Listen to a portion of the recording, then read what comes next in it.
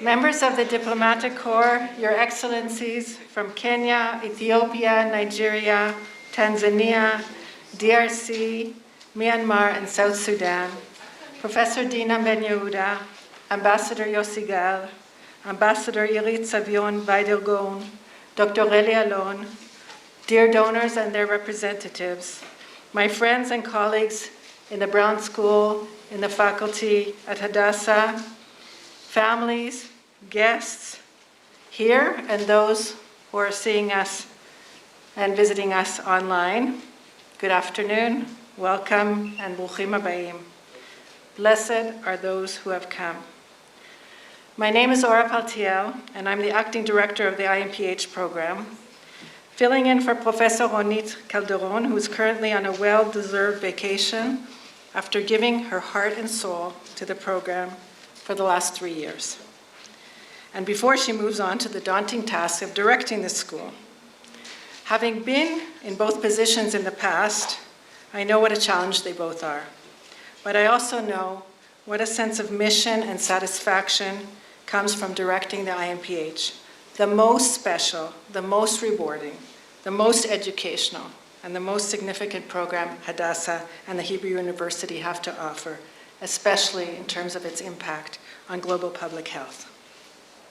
As we begin, I would ask you to turn off your cell phones, space out your seating, and keep your masks on throughout the ceremony. Thank you. And now, please welcome our graduates.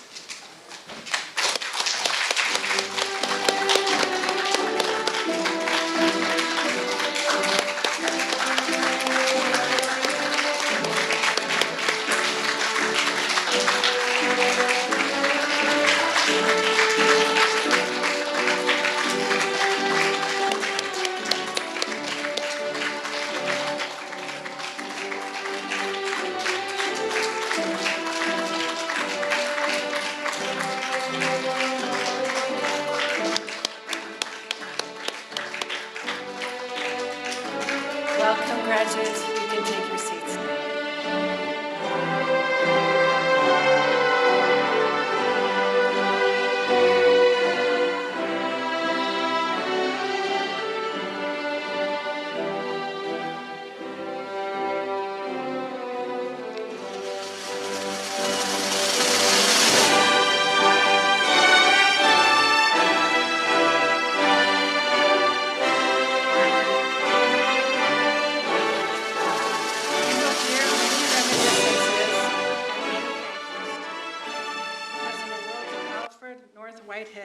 No one achieves success, does so without the help of others. So I want to start by thanking a group of people who are not here, the visionaries and founders of this program, and the officials, administrators, and leaders in government, especially the Ministry of Foreign Affairs, Hadassah Medical Organization, and the Hebrew University, who had the foresight to approve the establishment of the IMPH 50 years ago in 1971.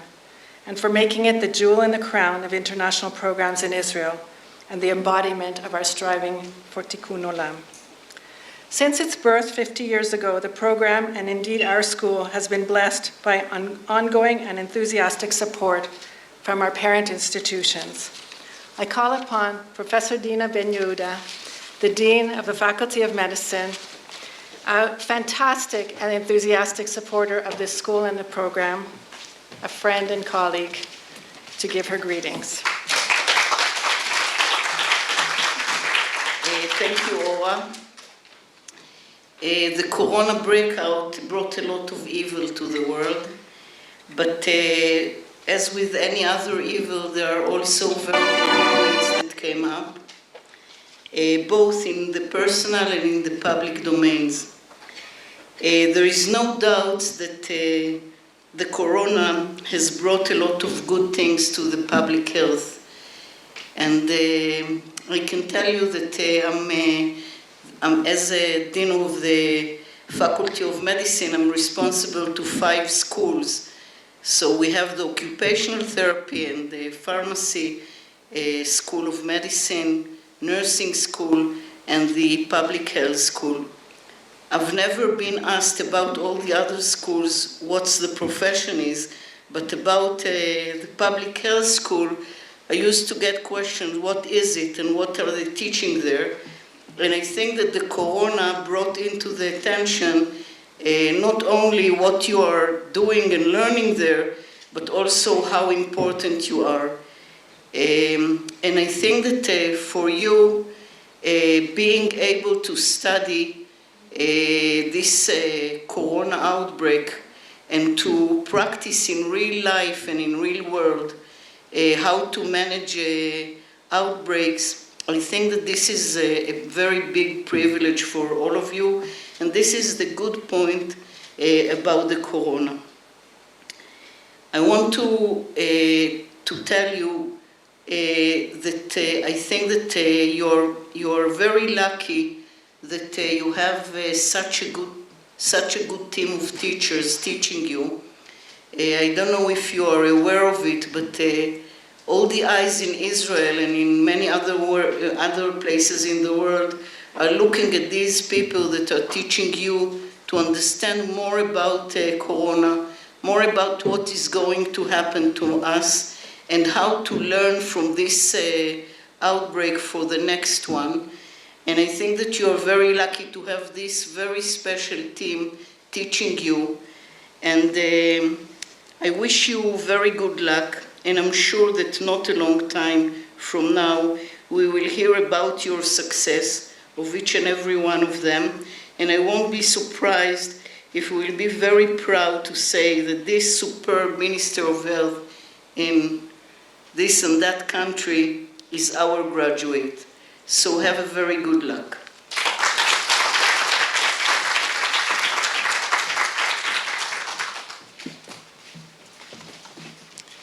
Thank you, Professor Ben Yehuda. As I said, our school is very happy and lucky to have two parent institutions.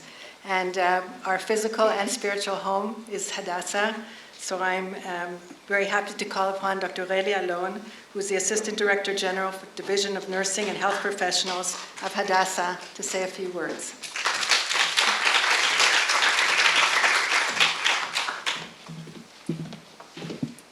Thank you. Good afternoon, ambassadors. You are ambassadors from Nigeria, Turkey, Malawi, Congo, Ethiopia, Myanmar, Uganda, Turkey, India. I'm so excited to be here with you because I know as ambassadors, after you learn so much about public health, you take your knowledge to your countries. I have been in Myanmar and in other countries, and I think together we are really ambassadors for public health, ambassadors for knowledge, and you can make the change. We have in Hebrew an expression that calls uf gozal. Uf gozal is fly a little bird. So the little bird, you are the bird now that you can go out of the nest to your country and bring really the knowledge that you learn here. I'm proud that all of you together now, you have a net of connections between countries. You can share knowledge. You can share with one another, and Hadassah and the hospital and Israel always will be a base of teaching and studying and making connections from all over the countries. And I'm very excited to be here with you. Wish you a good luck in your countries, and I hope to see you again and when you come back to learn more about everything in public health. And I don't want to talk about the pandemic. And another thing, I want to thank the faculty. Really, you have a great mission to do this organization and this studying, and really thank you for everything. So good luck in your countries. And Shana Tova.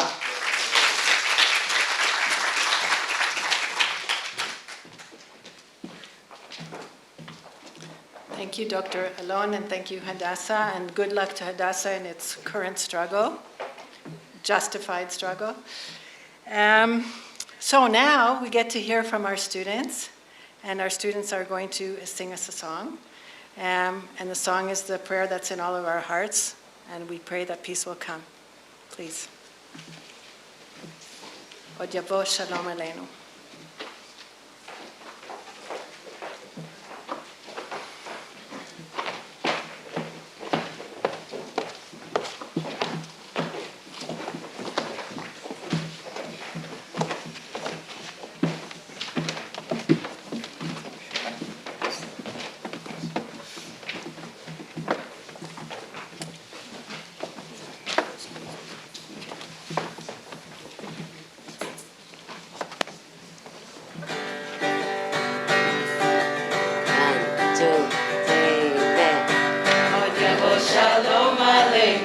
Od yavo shalom aleinu, od yavo shalom aleinu ve'al kulam.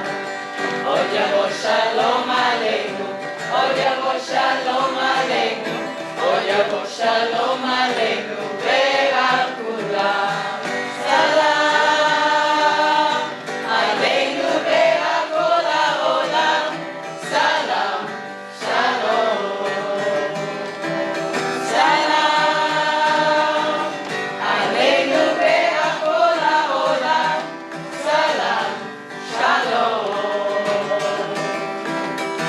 Od yavo shalom aleinu, od yavo shalom aleinu, od yavo shalom aleinu ve'al kulam.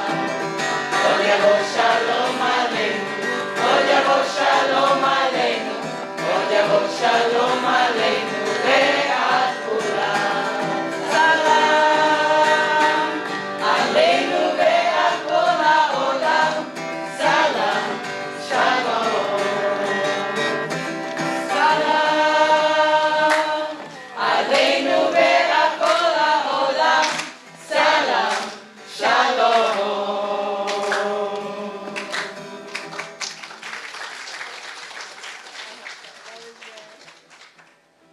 Thank you so much. Hallelujah.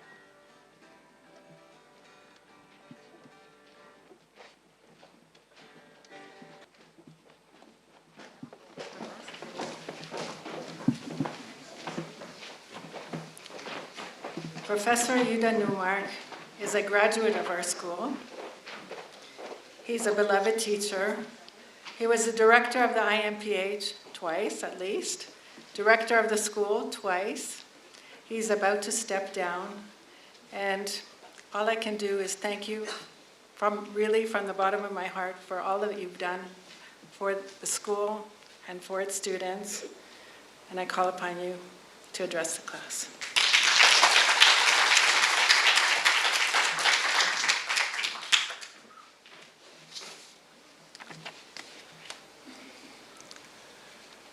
Being this the last official formal ceremony of mine, I figured I'd take a few moments, so bear with me, please. Dear IMPH graduating class of 2021, your year of public health studies in Jerusalem comes to an end today, days before the close of the Jewish year. The end of the year is always a time of reflection and a time to look forward to a new beginning. This ceremony marks the completion of a long and challenging experience. 1 year ago, you left your homes, your families and friends, and your work to embark upon a journey which took you to a foreign land, to live with people from different cultures, and to master new areas of knowledge. Dear graduates, you have climbed the mountain and you have conquered it. Congratulations.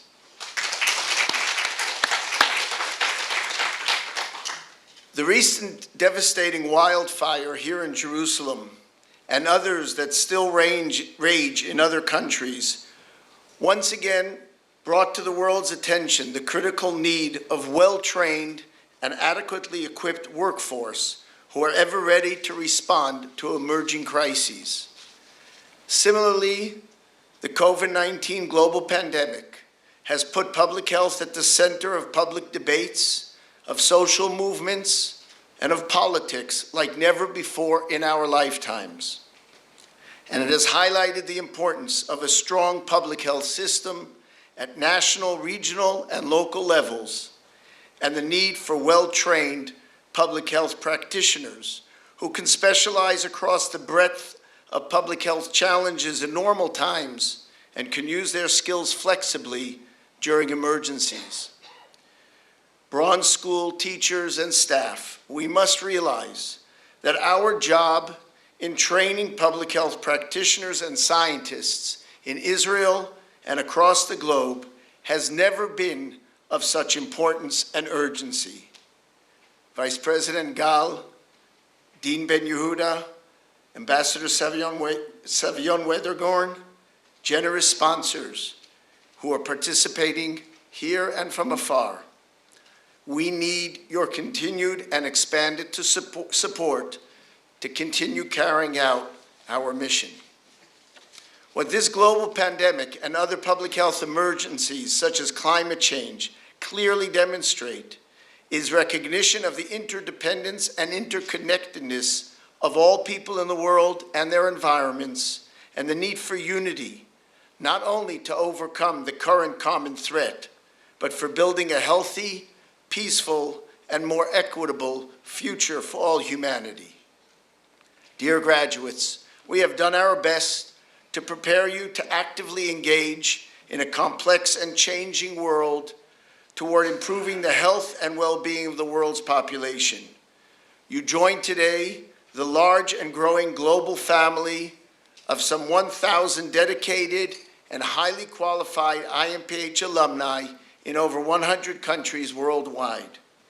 It is my honor to highlight one outstanding member of the family, one of many. Dr. Eugene Kongnue, graduate of the 2005-2006 IMPH class.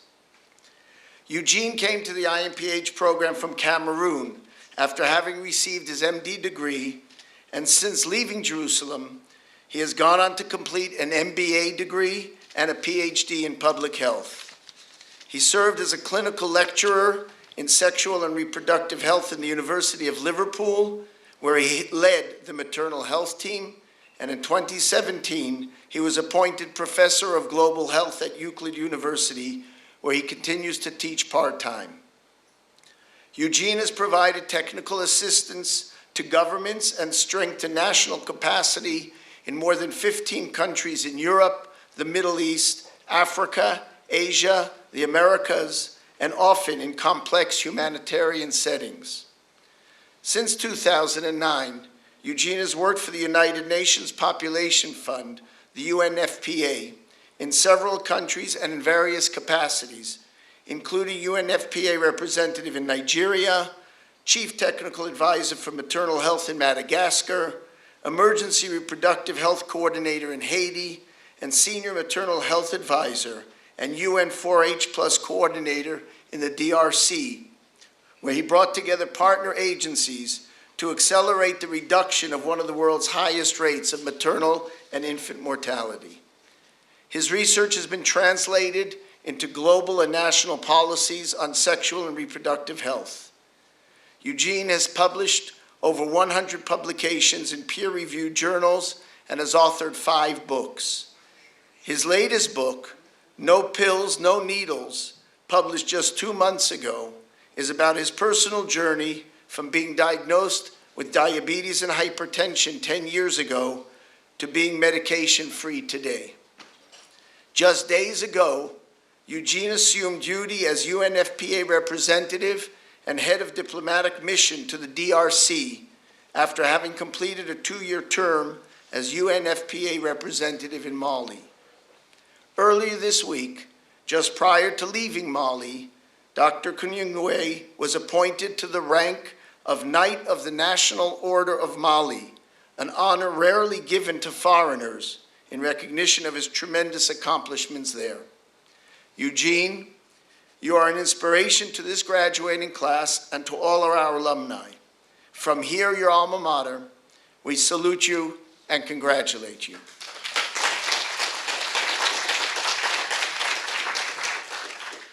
Dear graduates, we have shared with you our knowledge and our values and those of public health. Now go out there with your toolbox and your memorized textbooks, with a sense of curiosity, with a wide lens on your camera, with a mask on your face, and most importantly, with confidence in your ability and power to change the world. Be relentless in your pursuit of what you believe to be right, and be resilient in the face of adversity. Share what you have learned with others, be they politicians, scientists, healthcare providers, patients, students in a university lecture hall or on Zoom, or community members gathered under a tree. Build and maintain relationships, also with us back here in Jerusalem, because connections and multidisciplinary work is the best recipe for finding solutions. achieve great accomplishments that will inspire us here to continue training IMPH students in the years to come. And hold up your MPH degree high with pride and go fight the good fight. As we say farewell to you and welcome in the next IMPH class and the new Jewish year, I pray that the year to come and all years to follow bring many joyous, productive, and rewarding moments, continuous personal and professional growth and success, and that we all be blessed with the emotional and physical energy, wisdom, and insight to find sweetness even in the face of life's challenges. Godspeed and God bless.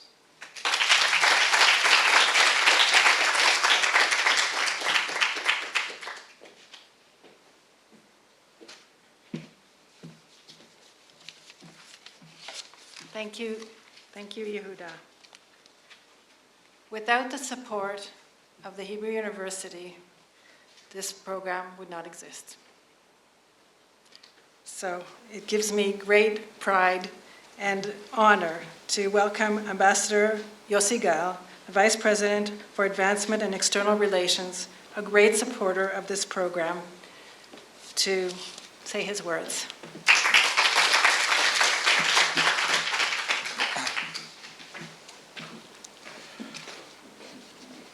Your Excellencies, ambassadors, colleagues from the Hebrew University and from Hadassah, and the staff of the School of Public Health, my friends from my previous life from the foreign ministry all over the place, representatives of the generous foundations and institutions supporting this wonderful program, first and foremost the Peirce Foundation, the Moshal Scholarship Program, and of course my friends from Mashav at the Foreign Ministry, and above all, dear graduates. You know, as Vice President of the university, I'm invited to speak at many, many ceremonies during the year. The one ceremony I do my utmost not to miss is the IMPH graduation ceremony, truly one of the highlights of the year, in that, to me, it represents the very best of our university.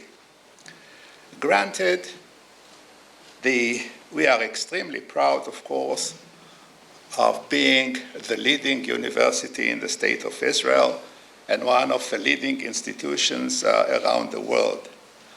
But to me, academic excellence is not the only thing. Equally important is our commitment to society. And this program, this IMPH program, is a translation of our wish to make the world a better place to live in, an outreach for creating a more secure future for all of us, and an embrace of friends, our friends, worldwide. In these uncertain times, as we face a world pandemic, we hold these truths to be self-evident, that every human being is entitled to good health.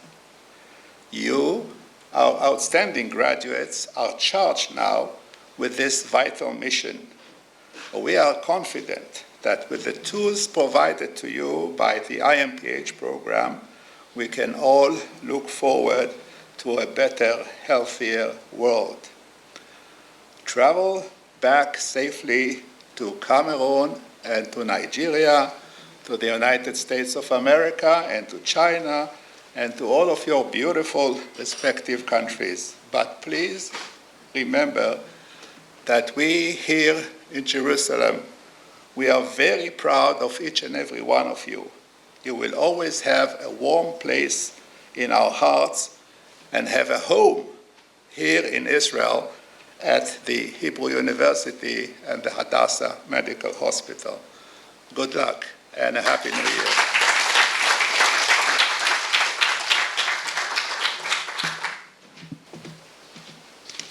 Mashav, Israel's Agency for International Development Cooperation, has been a partner in this program from day one.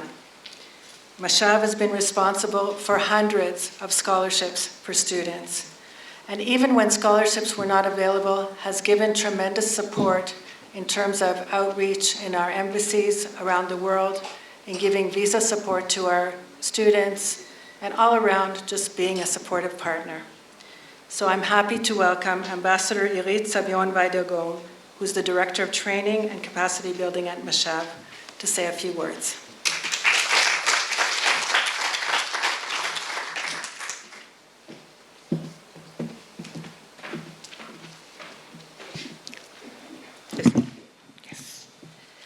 Good afternoon, dear friends and colleagues. Ambassador Yossi Gal, Vice President of the Hebrew University, and if I may say, one of my first mentors in the Ministry of Foreign Affairs, Professor Dina Ben Yehuda, the Dean of the Faculty of Medicine, Professor Yehuda Neumark, the President and outgoing Director of the Brown School of the for Public Health, Professor Orly Manor, former Director of the Brown School of Public Health, and if I may, Ambassador Evi Manor, Professor Ronit Calderon, who's not here today, but also an outgoing head of the international program, the Brown School of Public Health, and incoming director of the school, Professor Ora Paltiel, also past, present, future director of the program and of the school. It's a family program. Dr. Reli Alon, ambassadors, dignitaries, students, graduates, friends. It is with great honor and pleasure that I stand here today representing Mashav, Israel's Agency for International Development and Cooperation, as a partner to this International Master of Public Health program in the Hebrew University in Jerusalem. Mashav has been a partner to this program for the past few years and will hopefully continue to be partner in years to come. This partnership is a lot more than scholarships and ceremonies. We believe, or should I say we know, that each one of you graduates return to your homes, to your countries, and there, in your different fields of work, health, medicine, public service, or private sectors, you do your best to improve and upgrade the public health system in your respectful countries. We are honored that we were given the possibility, even slightly, to support that. The past year and a half, I guess almost two, have brought upon the international community doorstep a huge challenge, a worldwide pandemic. Even in those difficult times, this program continued online, offline, physically, virtually, because it is such a good and important program. In the past year, a special forum consisting of the faculty of the Brown School of Public Health, Mashav, and alumni of this school from around the world was established with the goal of sharing, discussing, and debating the ways, paths to combat the pandemic. Many faculty, academics, and professionals in the health and medicine fields from Israel and other countries took part in this program, only to prove us again and again how much of a global village we are, and how much we share the same problems, the same concerns, maybe on different scales, but we share. I would like to wish you all, dear graduates and future alumni of this program, lots of luck. May what you learn in this program, in this school, here in Israel, and from the Israeli experience, will help you in your future endeavors, work, and challenges. I'd like to thank the Dean of the Faculty of Health, the past, present, and future directors of the School of Public Health, the Hebrew University, for enabling this program. We look forward to our future collaborations. In the spirit of these days, I would like to wish all of you and your loved ones Happy New Year, a year full of good blessings, and most of all, health, public and private. Thank you.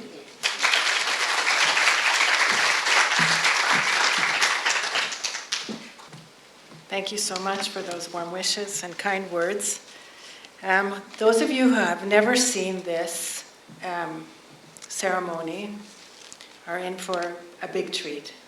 And those of you who have seen it have probably been waiting one whole year to see it again in its current version.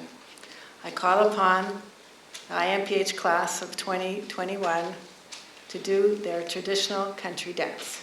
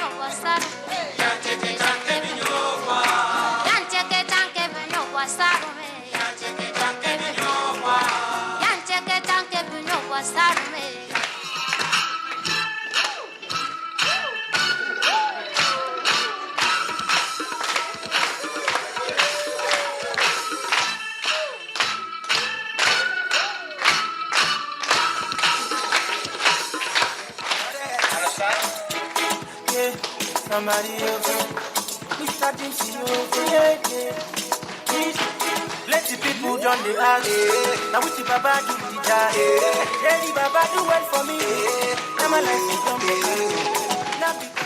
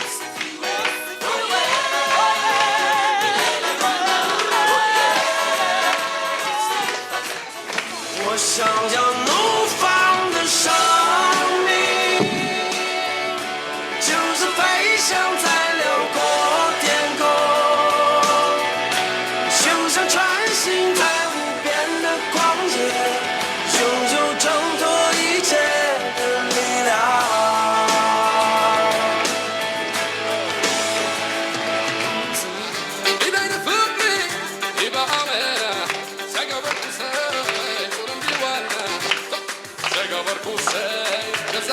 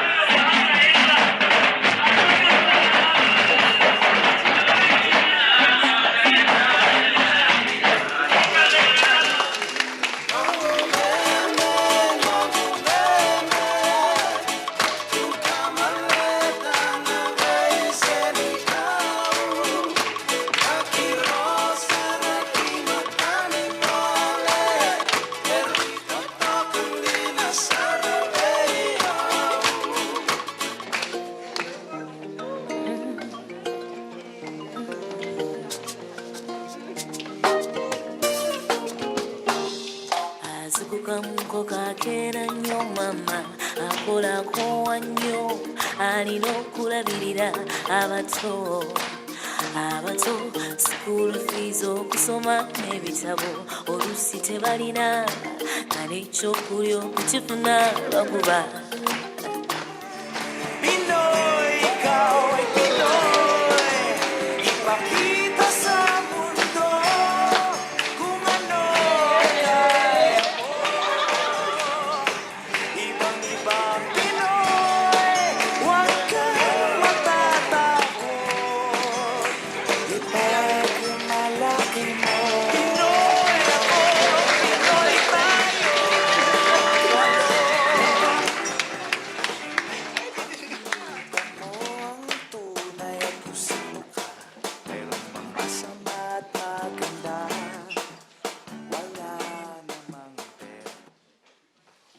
Wasn't that memorable?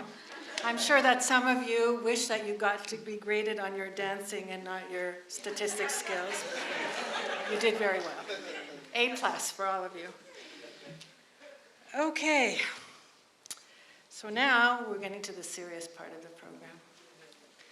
And it's really an honor to call upon Professor Orly Manor, who, as we heard, is a former director of the Braun School, professor of biostatistics, beloved teacher in this school, and the chair of the National Institute for Health Policy Research in Israel. And she's going to talk to us about health policy and priorities in light of the COVID epidemic.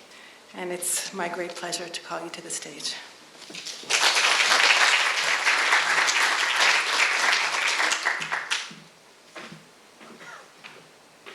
Good afternoon. I am very happy to address you today. I think this is the most important occasion, festive occasion, on the calendar of the Braun School of Public Health. So to give the keynote on this occasion is a really very important thing. And I would like to discuss or very shortly give some remarks with respect to rethinking health policy priorities in light of the COVID pandemic. First of all, we were unprepared. I think despite of decades of warning, the global community was underprepared when the pandemic first emerged. Now, what is the impact? The impact is catastrophic, and it affects all dimensions of our life. And it falls disproportionately on those who were already disadvantaged before the pandemic. Now, we've made huge mistakes, but we also encounter substantial successes. We made mistakes in preparedness, in response, and in recovery. But we were able to make smart adaptation, rapid changes, and experience outstanding successes. And if I want to mention only 3 of the successes, I think, first of all, the very rapid analysis of the genetic code of the virus, which led to the diagnostic test. And then, of course, the speedy development of the vaccine, effective vaccine. And if we will look for Israel, I must say that the overall performance of the health sector in Israel was an outstanding success, and also the quick and very efficient vaccination rollout. Now, we want to think a little bit further, and we can adopt the word of Confucius, who said that by three methods we may learn wisdom. First, by reflection, and this is what we do now, we reflect, which is the noblest way. Second, by imitation, which is the easiest. Usually in our field it's not imitation, but it will be adopting another method into our system, and it's not going to be that easy. And third, by experience, which is the bitterest. And I think we had some bitter experiences during the pandemic. And what now? So we should rethink our priorities, but as we do ourselves, faculty members, and as we teach you students, first of all, we should examine the evidence and we should assess the legacy. And if we want to look at those things, we need some resources. So I am basing these remarks on three groups in which I participated during COVID. The first one is a pan-European commission set up by WHO Europe to look at rethinking policy priorities in light of the pandemic, and the head is Mario Monti. And to this, we have a scientific advisory committee headed by Martin McKee, and I am part of this committee. Second, more locally, the Israel National Institute for Health Policy Research is conducting every year a think tank for the higher echelon of decision makers within the health system, and this conference is called the Dead Sea Conference, and the most recent one took place in May 2021, and of course focused on COVID. And I think we were one of the first countries to reflect upon what we have experienced. And the third group I participated in is a group which constitute mainly faculty members of the school. And if you look at the names, you will see many of your teachers. And we have been an academic activist group on behalf of the children during the pandemic.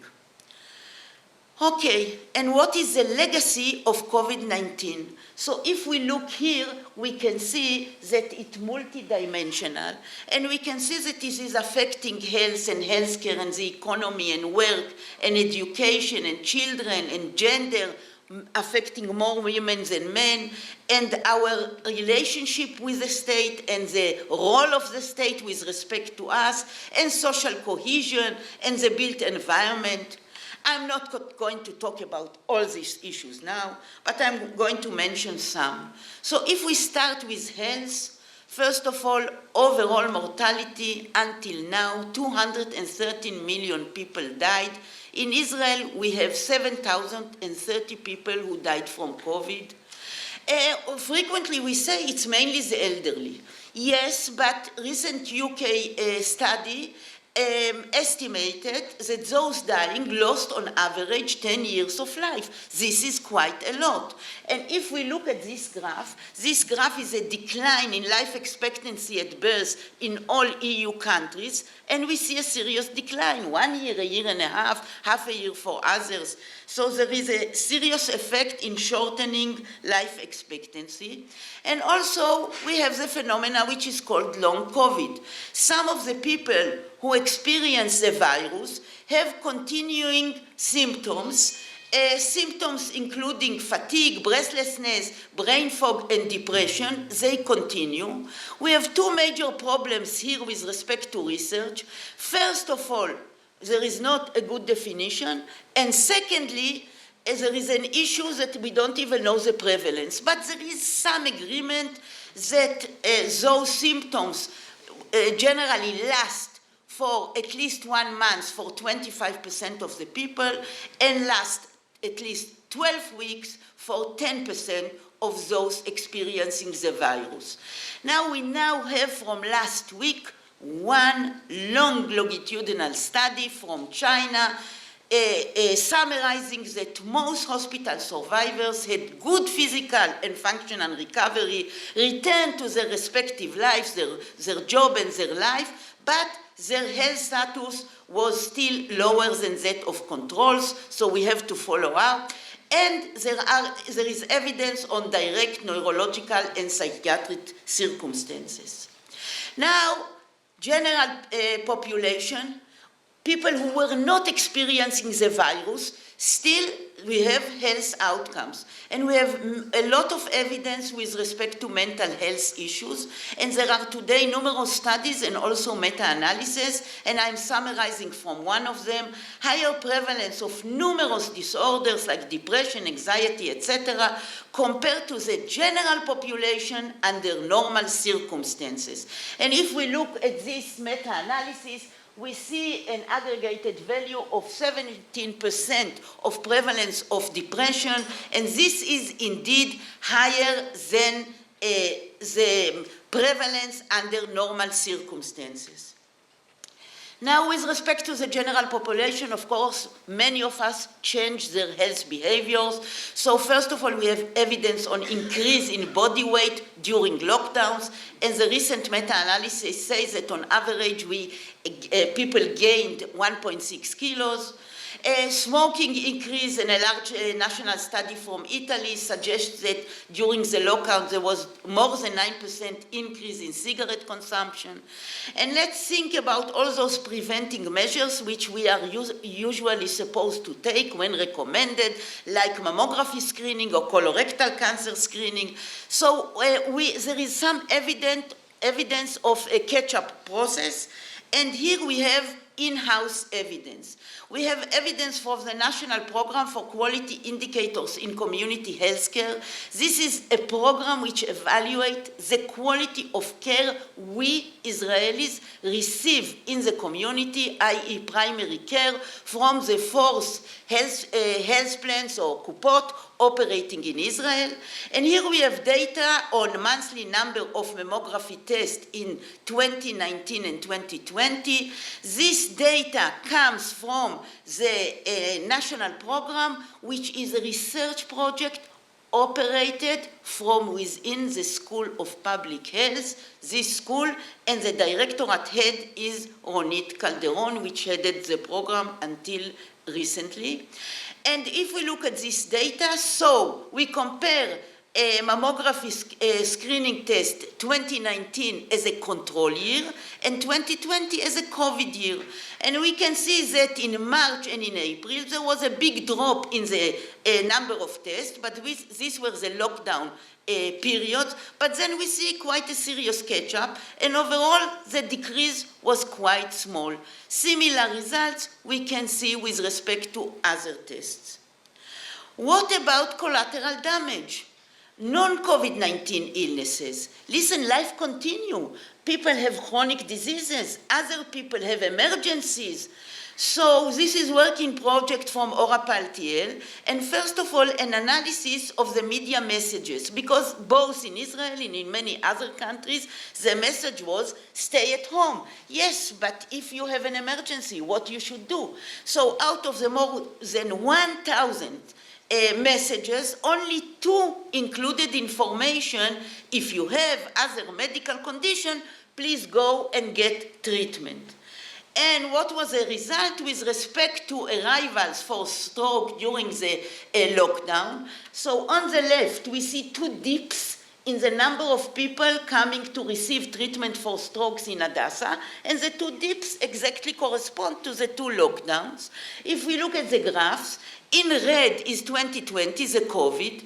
In blue are the years before, and we can see that during COVID, people came later. More people came after 24 hours, and their arrival was delayed, and their outcomes were worse. 3-month survivals decreased.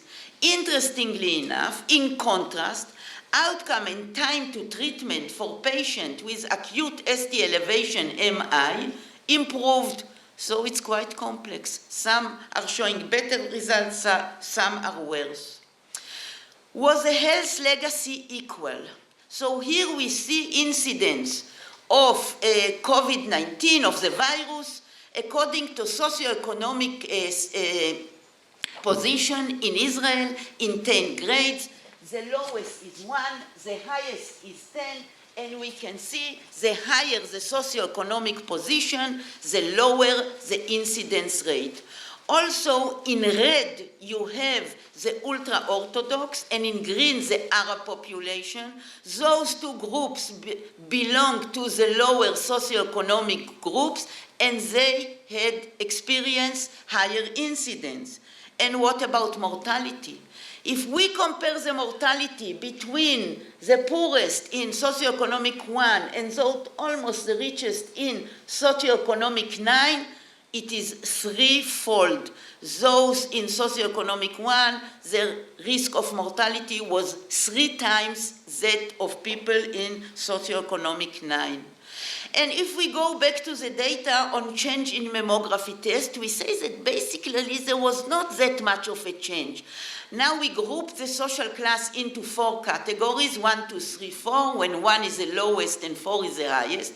And we can see the more drastic dip with respect to the poorer people, socioeconomic 1. Amazingly enough, in socioeconomic 4, those which are more advantageous, we see even an increase. Maybe they had some more time during COVID. Okay, I go back to this legacy. I looked at health a little bit, and I'm going to take 180 degrees and go to the children. So, children, the direct effect on the children is negligible, or at least up till now has been negligible. On the left-hand side, you have the mortality in Israel. We said before, roughly 7,030 people died up till now. On the left, you have women. On the right, you have men, green and blue. But you have the ages. And if you look at the 2 youngest age groups, 0 to 9 and 10 to 19, 0. Fortunately, not even 1 child died in Israel from COVID. And also, among severely ill, only 0.4% are below the age of 19. Also, sometimes we talk about long COVID among children, what is called the post-COVID multisystem inflammatory syndrome in children, MIS-C. And we are worried about it. But 2 days ago, there is new data in pediatrics, 1-year follow-up of critical care patients, children who were in critical care. The majority had good outcomes with no significant medium or long-term consequences. I think we have to continue and follow up. This was not the Delta. These results are for the former variant, so we have to continue and follow up. But the indirect effect on the children was huge. What were the sources of harm for children? So first of all, their own experiences. What did they experience? Uncertainty, disruption in their routine, disruption in the learning, no opportunity for socialization, no opportunity for peer interaction. Schools were closed. This is one option of reaction to the Zoom. This is another one. He is already lying and asleep. And if we look at this graph, this is a global graph from all over the world with respect to number of days schools were closed. In brown, fully open, in yellow, partially, and in blue, fully closed. So you can see on the left-hand side, this is Latin America, very few blue days fully open. Then in Asia, also very few days open. In Europe, a little bit more. But globally, there were 37 days where schools were open. In Israel, it was only 33. So we suffered. Now, there were other sources of harm to children, family stressors. For example, social isolation, economic difficulties of the family. And there is now an estimate that globally, only up to April, more than 1 million children experience the death of a primary caregiver, usually parents, and in the US only the number is more than 100,000 children. Now, we see a lot of harm. So what are the effects on children in the short and long term? First of all, increase in risky behaviors. We have evidence, more drugs, higher level of drinking, higher usage of screens, eating disorders. We have evidence on obesity, recent one from the US. Children 5 to 11 gained 2.3 kilos on average. This is unbelievable. More domestic violence, more psychological disturbances. This is a big UK national study, 50% increase in incidence, sleep disturbances, and very importantly, all those services which are needed so as to screen children for problems in mental health or for food needs were closed. What are those agencies or services? They are the school or the community-based agencies. They were closed. So children went undetected. And we have data from the US and an estimate that during lockdown, 1 in 4 families with school-age children did not have reliable food. Now we know that health status early in life is a serious predictor of health later in life. We also know that education is a very strong and important prediction of health later in life. And these children are going to suffer from lower level of education. So I think these results are devastating. Now, children and adolescents, their needs suffered from low visibility. It was not, very many other issues had higher visibility. And it's very interesting that during the first wave, only 2% of the fiscal stimulus went to children.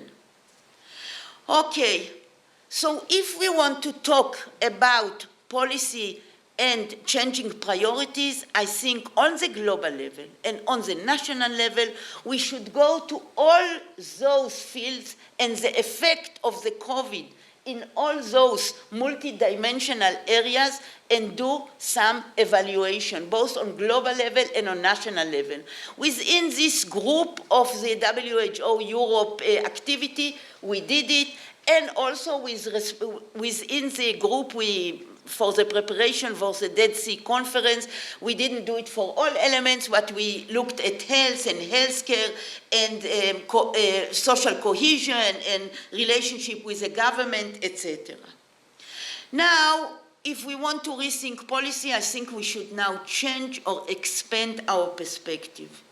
And when I talk about expand our perspective, I want us to look bigger.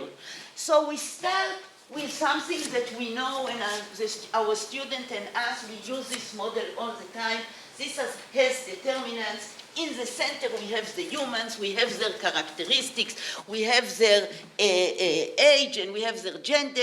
Then we have their individual lifestyle things. Then we have their social and community things. And generally in the society, we have the education and houses and healthcare, etc. This is a model we are using all the time.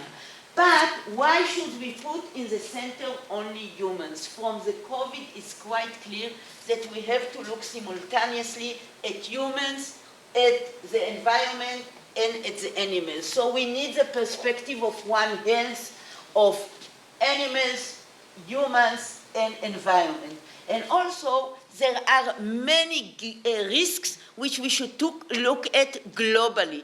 So we should add all those three to create a much better perspective. So this is a suggestion from this committee I have mentioned. In the center, we have humans, the health of humans, the environment, and the animals. On the top and on the bottom, we have various global risks. On the top, natural things like volcanoes. On the bottom, more man-made things like toxic waste or global warming. And on the left and on the right, determinants. On the left, determinants for better health. On the right, those who are leading to illness. And I'll read those on the left, and they are, it's very difficult to read here. Yes.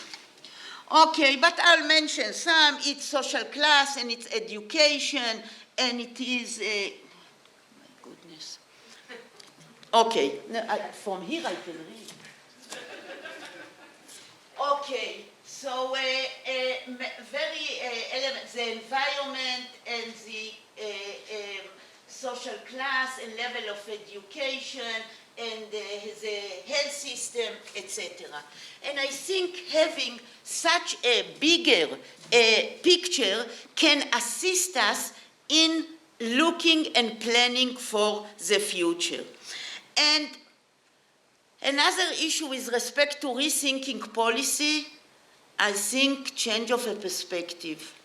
We should look at, not only look, but think as health expenditure as an investment. When we allocate monies to health, we invest in a society which is going to be healthy, functioning, and thriving. So health expenditure is an investment, and the recommendation after COVID, invest in strong, resilient, and inclusive health system. I think that health systems which are normally functioning to almost full capacity are not resilient. And this is the case in Israel. We function all the time almost to full capacity, no extras. We have to invest in human resources. The secret of the success in many countries, including Israel, was a fantastic workforce. So we have to invest in them. Now, in preparing for the next event, we should beforehand, in normal times, develop right tool or right processes or bodies so that when the next event comes, not if, but when the next event comes, we can implement it. So we should strengthen the link between health and social care. This was a recommendation in many countries. I will take also an Israeli example of home hospitalization. Prior to the pandemic, it was in infancy stages. We mainly talked about it. During the pandemic, it was widespread. A lot of the care for many of the COVID patients was conducted at home, even people with quite serious symptoms, and it was done successfully. And what should we do in the future? And the future could be tomorrow morning.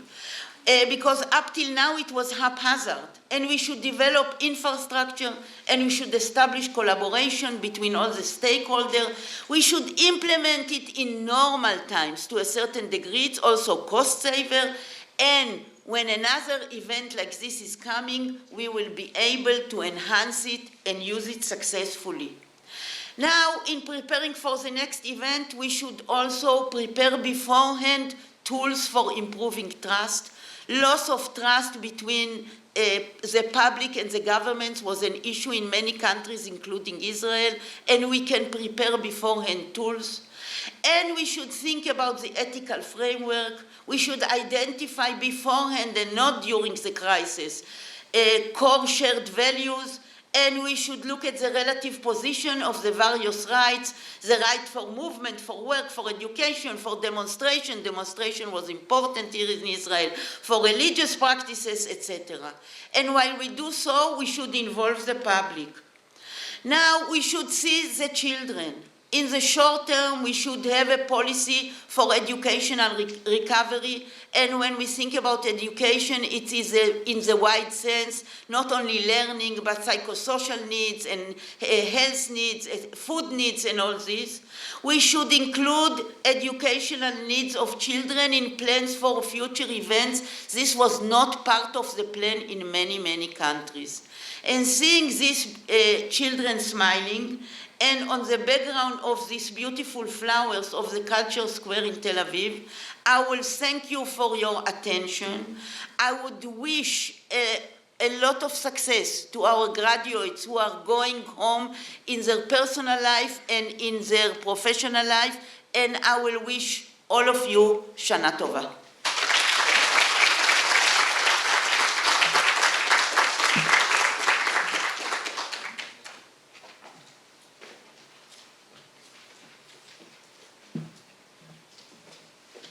Thank you, Oli, for that brilliant talk, and I'm sure we all learned a lot. So now the students want to show us a video of the year that was for them.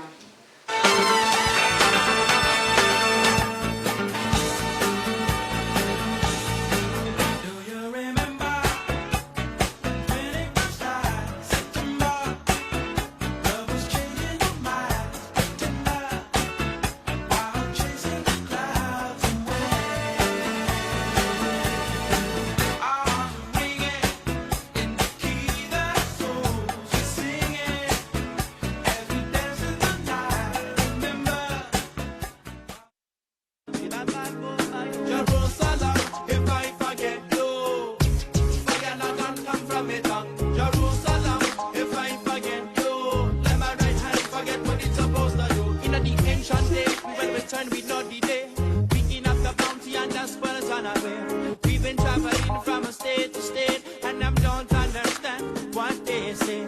3,000 years with no place to be, and them want me to give them my milk and honey. Don't you see? It's not about the land or the sea, not the country, but the dwelling of His Majesty. Jerusalem, if I forget you, fire not gonna come from it. Jerusalem, I'm on top of the world, eh? I'm on top of the world, eh? Waiting on this for a while now, paying my dues to the dirt. I've been waiting to smile, eh? To hold it in for a while, eh? Take me with me if I can. Been dreaming of this since a child. I'm on top of the world. I've tried to cut these corners, tried to take the easy way. I kept on falling short of something. I could have gave up then, but then again I couldn't have, 'cause I've traveled all.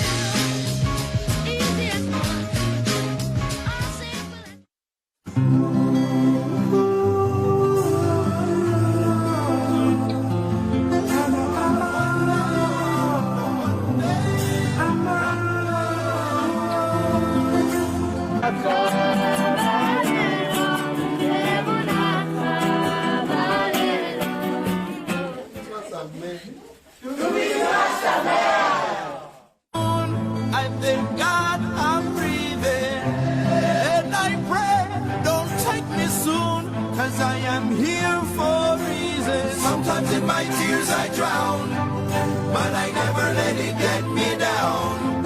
So when negativity surrounds, I know someday it'll all turn around, because all my life I've been waiting for, I've been praying for the people to say that we don't wanna fight no more. There'll be no more wars, and our children will pay. One day, one day, one day, one day, one day, one day. It's not about win or lose, we all lose. Jerusalema, ikhaya lami, ilondoloze, uhambe nami, zungangishilana. Jerusalema, ikhaya lami, ilondoloze, uhambe nami, zungangishilana. Dawo yami ayikholana, buso wami awukholana. Ilondoloze, zuhambe nami.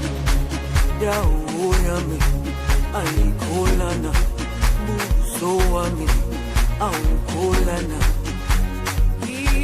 ilondoloze zuhambe nami ilondoloze ilondoloze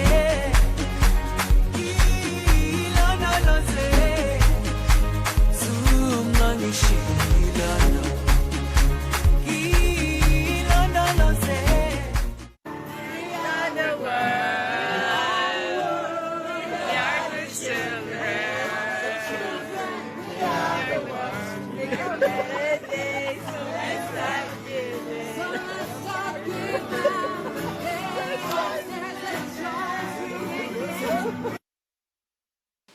So I wouldn't like you to have the impression that 3/4 of the time was spent celebrating Jewish holidays and traveling around the country.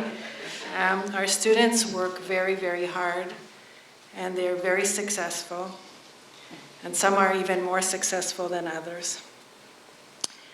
And we would like to reward at least one student in the class whose achievements were outstanding, academically outstanding throughout the year.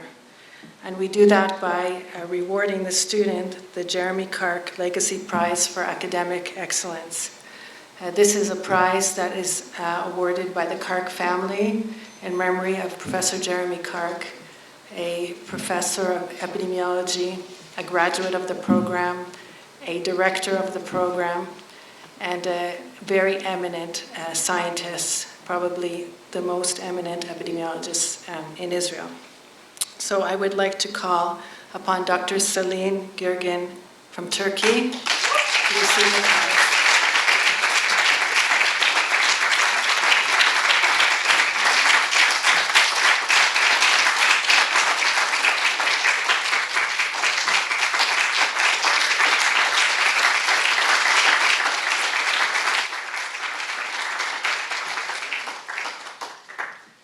So we've asked Celine to say a few words on behalf of her classmates. Celine, please.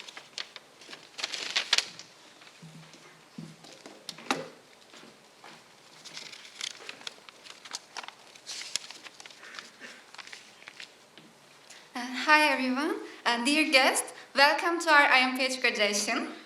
1 year ago, everything started with 22 small squares on the screen. You know what I'm talking about, it's Zoom. We were like this on the screen when we began. Due to COVID, we started our program online via Zoom in our own countries around the world. On the first day, each of us, excited and eager, was looking from our small boxes, trying to get to know each other and our teachers while adapting to the program. I was surprised when I felt the warmth of a class, friendship and solidarity despite being online and having not met in person yet. Finally, one by one, all of us were able to come to Israel, passing through 14 days of quarantine, meet in person. Soon, we became a family, forming bonds that will never be forgotten. Luckily, not the whole year was under the influence of COVID. There were times that we took a breath and even thought that COVID had come to an end. We were wrong, of course. Thanks to the vaccine, we were able to experience in-class lectures and the student life before the COVID era in the second semester. We would like to thank to our teachers for their effort to turning even the online classes into encouraging and stimulating learning environments and engaging us into classes by their interactive way of teaching. They equipped us with the most up-to-date knowledge and skills, no matter online or in class. We would also like to thank the administrative staff of MPH for doing their best to organize the year, which measured up in all ways to the previous years from the beginning to the end of the year. Thanks to our program, as we see in our beautiful video, and we all felt emotional, and we found the chance to travel and explore all around Israel, from the north, the Sea of Galilee, to the south, to the Red Sea. In the rich history of this land, we felt the atmosphere of ancient times of Judaism and Christianity. We wondered the narrow cobblestone streets of the old city of Jerusalem, looking at the lovely buildings made of Jerusalem stone with admiration. Lighting a candle each night of Hanukkah, and having a lovely Seder dinner with IMPH team, wearing creative costumes in Purim were among the fun memories, while also exploring the culture of Israel.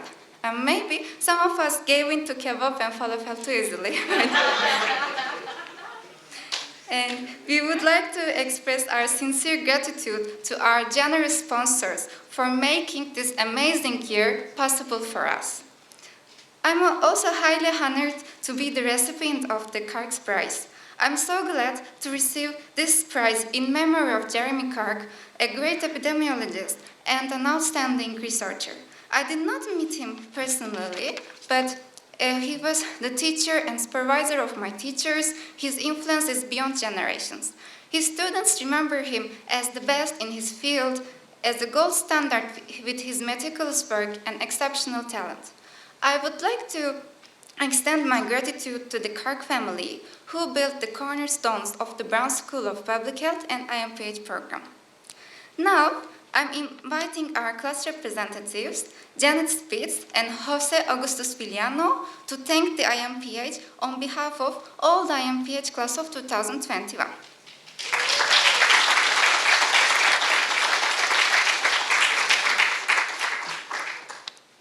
We want to say thank you to Professor Newmark, and also for merging his sense of humor with epidemiology.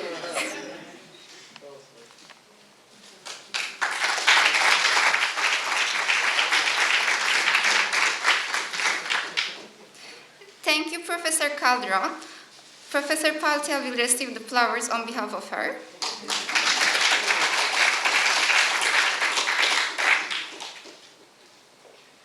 And thank you, Professor Paltel.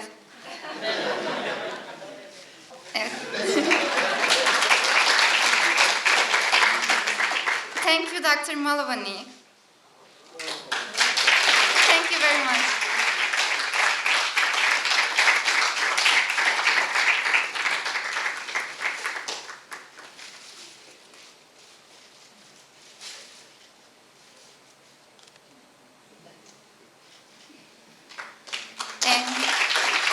Thank you, Dr. Zinray. And thank you, Edna, Irena, and Raz.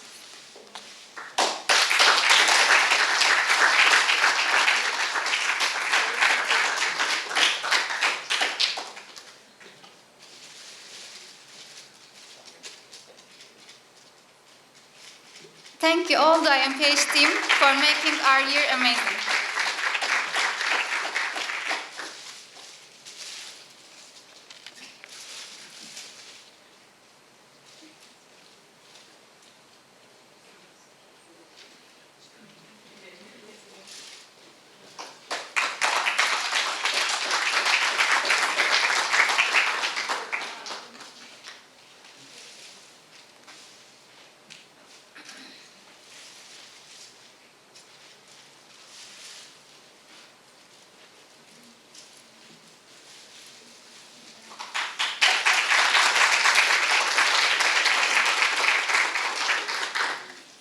And we also want to thank Janet and Aga, our representatives, for their time and energy representing the class. Come to the stage, please.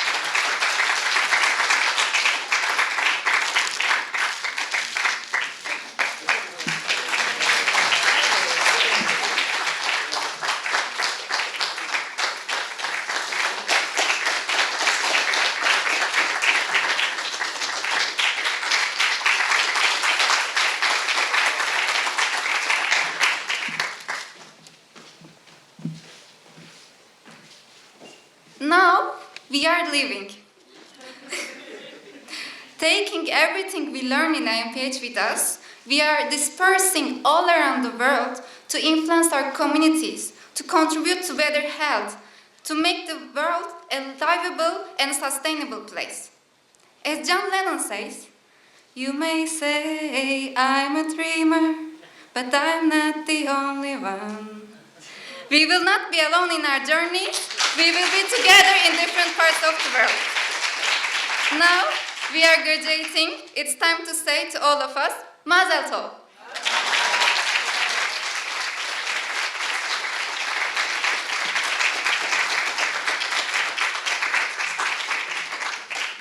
You forgot your prize.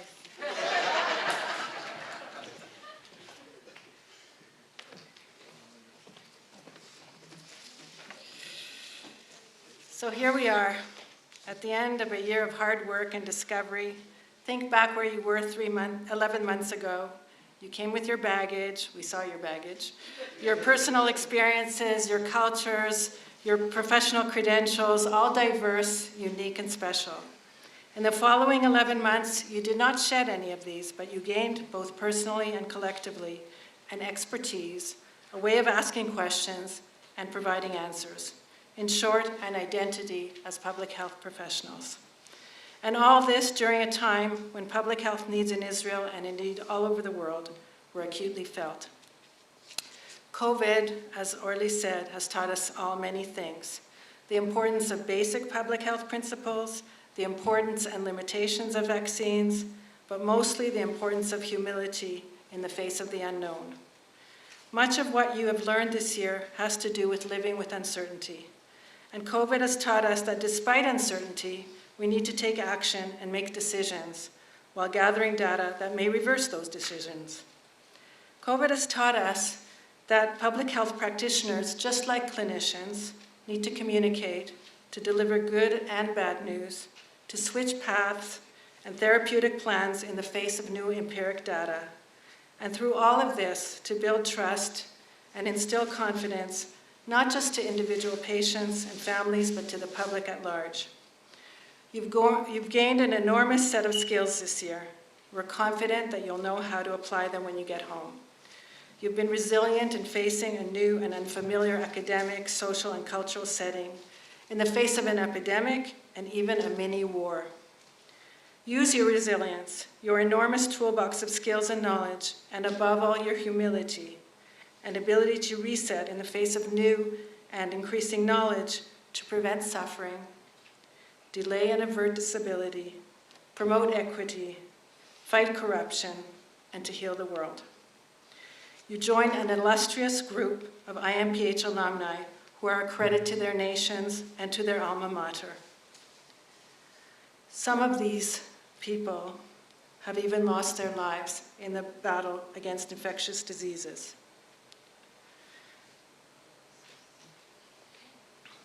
I would like us all to bow our heads in silence in memory of Dr. Barnabas Natamba, a beloved graduate of the IMPH 2006, a scientist, husband, and father to Sheba, Ariel, Shalom, and Josiah, a warm and humble human being who died of COVID in June this year. May his memory be blessed.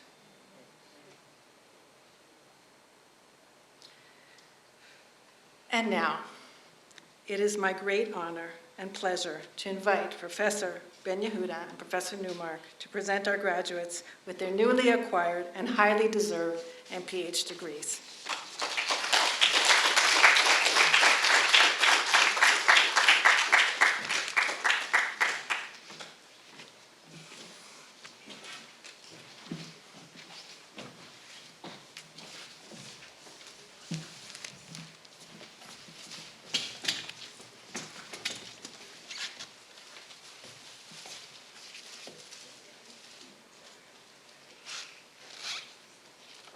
And Dr. Ronit Zinrich, the one and only.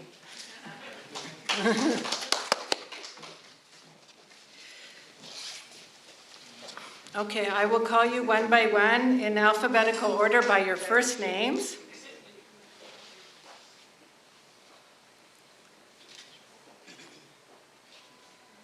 Aysegül Ekemen from Turkey.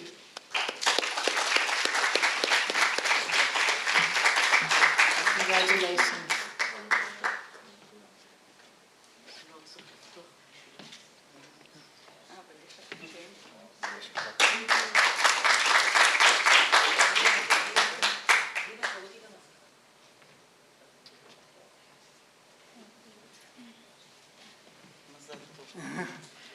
Calvin Mihango from Malawi. Congratulations.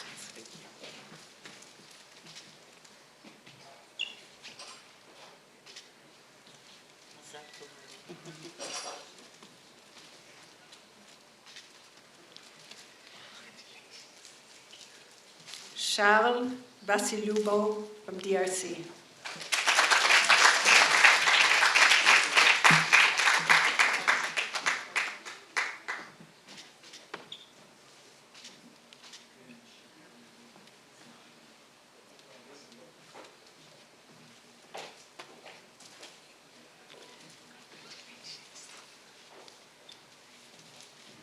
Hewan Mulugeta Asfeha from Ethiopia, magna cum laude.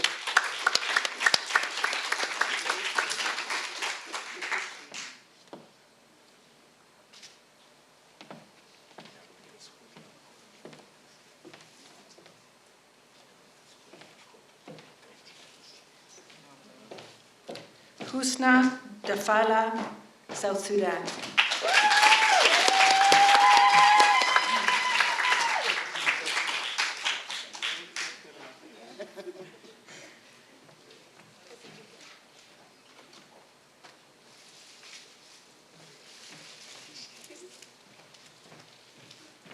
Jeanette Yocheved Spitz from USA, magna cum laude.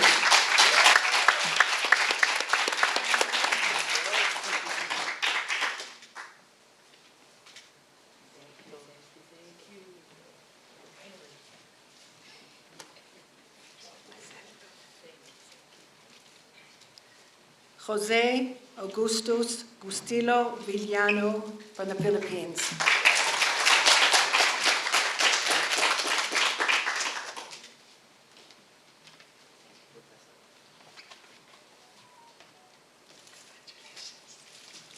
Kidus Bazezo, Ethiopia.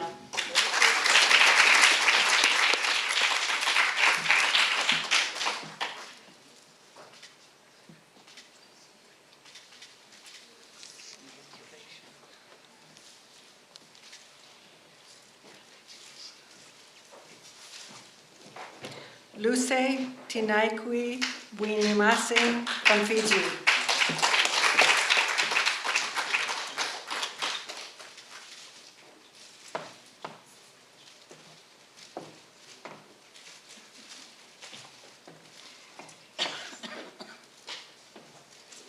Mary Nekesa Simiyu from Kenya.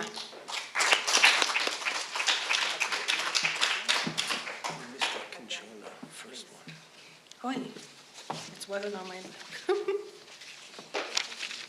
I need the program. No, I need the program.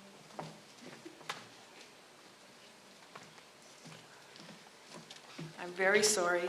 Akinsola Akinmumi Idou, I missed you because it got off the sheet. From Nigeria. And congratulations.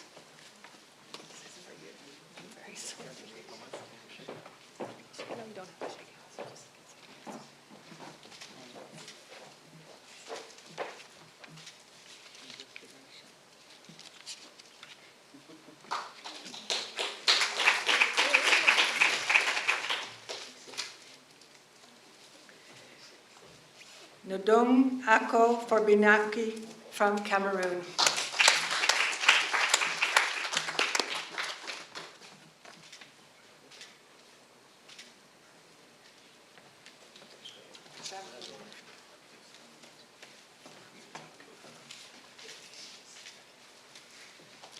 Niat Teke from Ethiopia.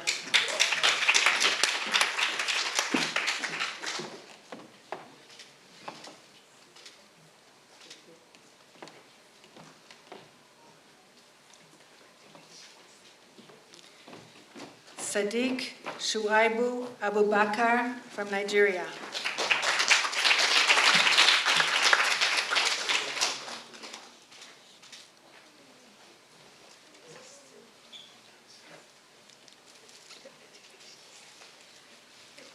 Sangwe Clovis Lichinju from Cameroon, magna cum laude. Congratulations.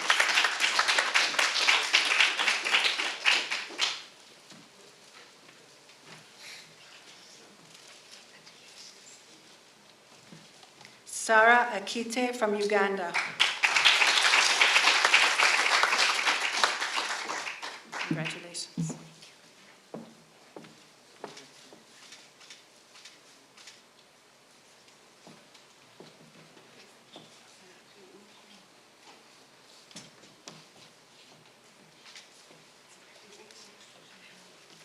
Celine Girgin from Turkey, summa cum laude.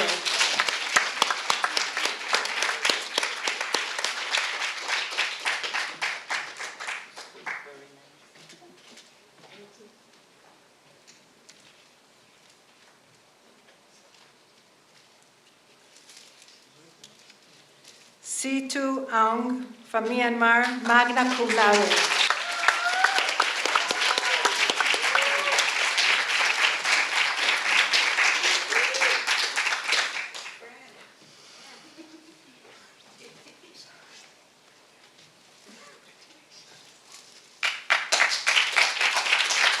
Sravani Kante from India. I wish I had a dance prize for you.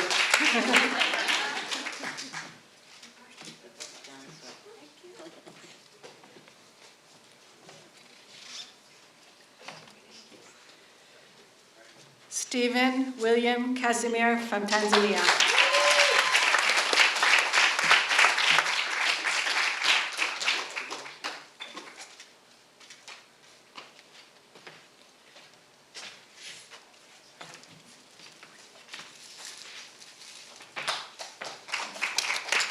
Vanessa Tabe Orok Benem from Cameroon.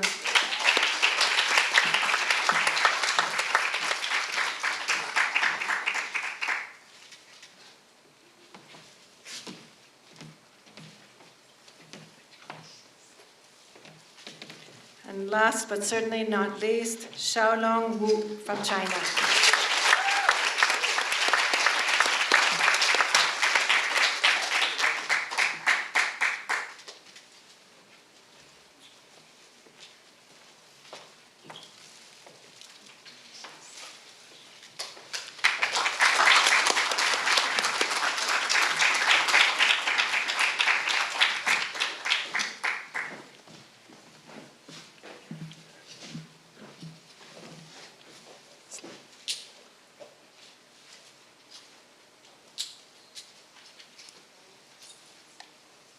Congratulations to you and all your families and loved ones for this remarkable achievement. And now it's my turn to thank all of those involved in the program and in putting this beautiful ceremony together.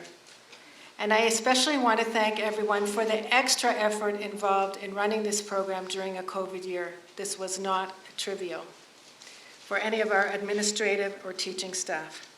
So, if you bear with me, on the bottom row, Yehuda, Ronit, Edna, Irina, Raz, Maureen, Chana, and congratulations for having given birth, and Neva and Shelley and Nomi. Those are IMPH staff, the one and only IMPH staff. Thank you very much. I would like to thank on the top left corner all the faculty, especially the deanery, the Chashavut, I have no idea, accounting and finance office, and the teaching department, and especially Chaim Avital, who gave extra hours so that you guys could get your degrees today. And on the top right, the administration of Hadassah and all the maintenance and security and communication service and the people who are in charge of your dorms and the people who checked you for COVID and the people who vaccinated you for COVID and all of Hadassah, thank you very, very much. To our amazing sponsors, you've heard this over and over again, but without our sponsors, especially the Pears Foundation and the British, American, Italian, German friends of the Hebrew University in Moshel. Without this, you would not be here, and we would not have a program this year, so thank you very much. To the Hebrew University up on Mount Scopus, the International Office, and the External Relations Department for always being there for us and always feeling that we're in partnership with you. So thank you very much. To Mashav, as I said, for ongoing support and more in the future, we hope. To our teachers, some of them are here. You really did have the most dedicated and committed teaching staff, so thank you very much to my colleagues, the teachers. Of course, to your families at home who had to bear without you for almost a whole year, and I'm sure they missed you, and many of you come from countries where there was conflict at home, and there was conflict here, and they were worried about you, and you were worried about them, so we have to give them our really heartfelt thanks. And last but not least, all of those who I forgot to thank. So, the ceremony is over. It was memorable as usual. And please join us for a reception outdoors. Keep safe, Godspeed, and Shana Tova to everyone.